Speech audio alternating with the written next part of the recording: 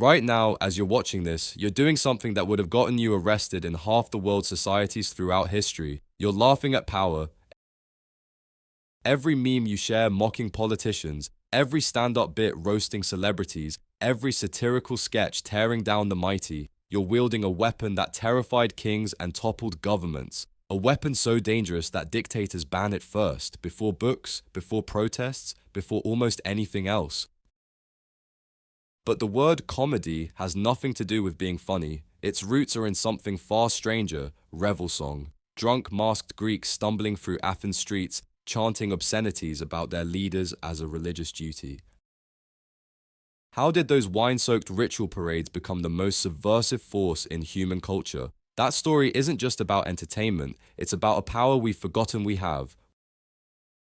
We're drowning in comedy. Netflix algorithms feed us endless stand-up specials. Social media drips viral humor straight into our veins. Comedy owns our entertainment in ways that would have blown minds just 50 years ago.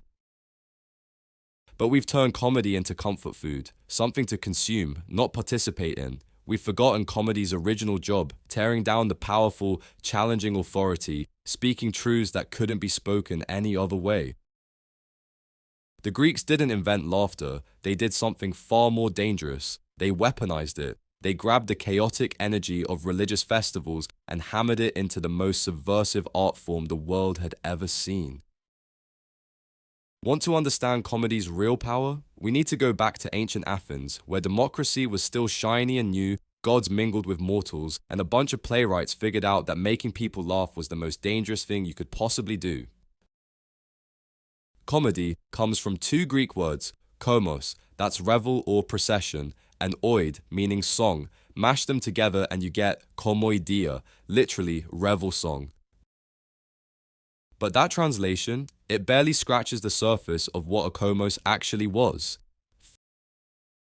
5th century BCE Athens, the festival of Dionysius is raging. Groups of men, faces painted, hidden behind masks, are stumbling through streets in various stages of absolutely wasted. They're singing, shouting, doing what ancient sources delicately call ritual obscenity. This isn't just drunken chaos, it's religious ceremony. These kōmoi were sacred processions for Dionysius, god of wine, madness, and, here's the key, transformation.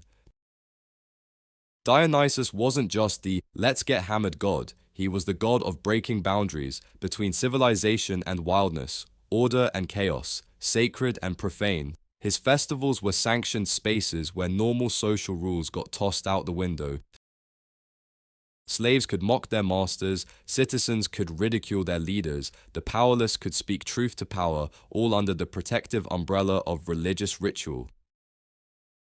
The earliest comedy grew out of these processions. Revelers would improvise songs mocking prominent citizens, often in explicitly sexual terms. The Greeks had a term for this, onomasti kōmōidēin, to ridicule someone by name in a kōmos, and it was brutal. Think Twitter's cancel culture, but in verse, performed publicly, with religious backing.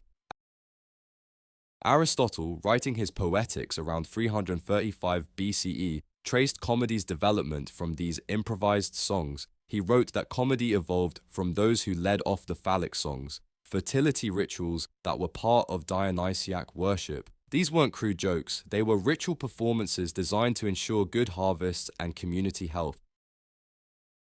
The shift from religious ritual to theatrical performance happened slowly. By 486 BCE, comedy was formalized enough for inclusion in the city Dionysia, Athens' most prestigious dramatic festival. That's about 60 years after tragedy got official recognition, which tells us something important. Comedy was harder to tame than tragedy. It took longer to domesticate that wild kōmos energy into something you could perform in a theater. But even indoors, comedy kept its subversive edge. One of the earliest comic playwrights we know by name is Caesarion of Megara, though his life and work remain mostly legendary. Ancient sources credit him with some of the first comic verses, but his stuff is lost. What we do know? Early comedy maintained that kōmos tradition of personal attack. The difference was now it was scripted, rehearsed, performed by professionals. The word's etymology reveals something else crucial. While the oide part connects comedy to song and poetry, kōmos, has murky origins. Some scholars link it to roots meaning to care for or to tend. Others think it comes from pre-Greek languages, traditions that predate even ancient Greek civilization. This uncertainty in the word's deeper roots reflects comedy's liminal nature. It exists at boundaries between sacred and secular, order and chaos, praise and blame. The ancient Greeks got this. They knew comedy's power came from its ability to inhabit these boundary spaces where normal rules don't apply. The comedy that emerged from those drunken street processions, nothing like what we call comedy today. For one thing, it wasn't necessarily funny, at least not how we understand humor. Aristotle defined comedy as a representation of laughable people and involves some kind of blunder or ugliness which does not cause pain or disaster. Notice what's missing? The requirement that comedy actually make you laugh. For Aristotle, comedy was about depicting flawed characters in situations where their flaws got exposed but not punished with death or serious harm. Laughter might happen, but it wasn't the point. This gets clearer when you look at the three periods of Greek comedy. Old comedy, 5th century Athens, was savage political satire. The master was Aristophanes. His 11 surviving plays give us our best window into what early comedy actually looked like. His plays weren't just funny, they were vicious attacks on contemporary politicians, intellectuals, cultural figures. In The Knights, performed in 424 BCE, Aristophanes portrayed the demagogue Cleon as a slave manipulating his elderly master, representing the Athenian people through flattery and lies. The play was so savage it created a scandal, but Aristophanes kept up his theatrical assault on public figures throughout his career. This wasn't gentle satire. This was character assassination performed in front of thousands of citizens. But Aristophanes wasn't just being cruel for kicks. His attacks served a democratic function. In a society where political discourse happened in public assemblies, comedy provided counterbalance to political rhetoric, a way of puncturing the pretensions of power, forcing leaders to face public ridicule. The word comedy took a hard turn during the Middle Ages. Medieval scholars, particularly those encountering Dante's Divina Commedia, redefined comedy as any narrative with a happy ending, regardless of whether it was humorous. That's why Dante's epic poem about journeying through hell, purgatory, and paradise is called a comedy. It ends with the protagonist achieving salvation. This medieval redefinition reveals something important about how the concept evolved. The connection to laughter became secondary to ideas of resolution and restoration. Comedy became about triumph of order over chaos, youth over age, love over law. The original connection to ritual mockery and social subversion, largely forgotten. The Renaissance brought recovery of classical texts and renewed interest in ancient dramatic forms. Scholars rediscovered Aristotle's Poetics and plays by Aristophanes and Menander. This led to new understanding of comedy as a distinct dramatic genre, separate from tragedy and focused on the humorous and ridiculous. But something got lost in this scholarly recovery. The ritualistic, communal aspect of comedy, its roots in religious festival and social bonding, became academicized. Comedy was now something you watched rather than participated in, art rather than ritual. The 18th century refined the definition further, distinguishing comedy from farce. Comedy was now humorous, but not grossly comical, drama, sophisticated entertainment for educated audiences, a complete inversion of comedy's origins in the crude, participatory revelry of the kōmos. Yet even as comedy became respectable, it kept traces of its subversive origins. The best comedians have always been those who push boundaries, say what others won't, use humor to challenge authority and social conventions. From Aristophanes mocking Cleon to modern comedians taking on political figures, comedy's power has always come from its ability to speak truth to power. The etymology of related words reveals this tension. Comedian originally meant simply a comic actor or playwright, but comic itself, from the Latin comicus, carried connotations of the rustic and crude, exactly the qualities that made comedy both powerful and dangerous. What we've lost isn't just entertainment, it's a way of understanding the world. The ancient kōmos wasn't about making jokes, it was about creating temporary spaces where society could examine itself, where the powerful could be brought low, where collective tensions could be released through ritual mockery. This connects to what anthropologists call ritual inversion, periodic ceremonies where normal social hierarchies get temporarily flipped. Roman saturnalia, medieval carnival traditions, modern roast dinners, all trace back to this same impulse. Comedy, in its original form, served this crucial social function.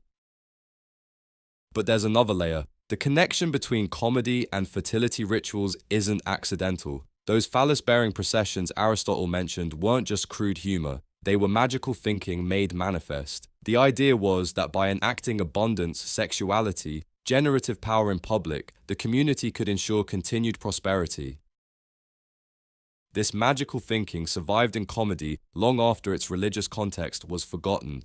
Think about romantic comedy structure, obstacles overcome, couples united, social order renewed. This isn't just narrative convention, it's the echo of ancient fertility rituals, same impulse that drove those masked revelers through Athens streets.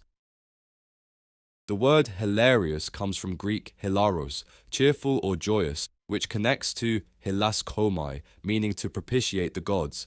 Even our casual humor vocabulary retains traces of sacred origins. When we say something's hilarious, we're unconsciously invoking the idea that laughter has divine power. Modern neuroscience confirms what ancient Greeks intuited. Laughter has genuine therapeutic and social benefits, reduces stress hormones, boosts immune function, creates social bonds. The kōmos wasn't just religious theater, it was community medicine.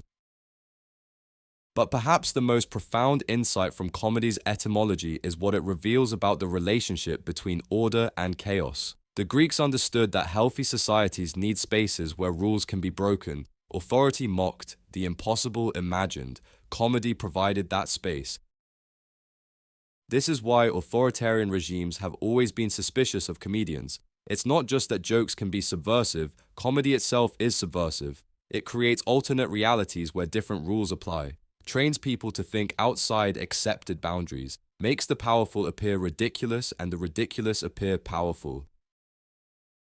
The transformation of kōmōidía from ritual mockery to entertainment industry mirrors a broader cultural shift. We've gained sophistication, production values, global reach, but we've lost something essential, understanding that comedy isn't just about making people laugh, it's about making them think, question, imagine alternatives. Today's comedians, whether they know it or not, are inheritors of those ancient kōmos leaders. When a stand-up takes the stage, when a satirical show skewers political figures, when a meme goes viral, they're participating in the same ritual that began in ancient Athens streets, creating temporary spaces where normal rules don't apply, where truth can be spoken through humor, where society can examine itself through laughter.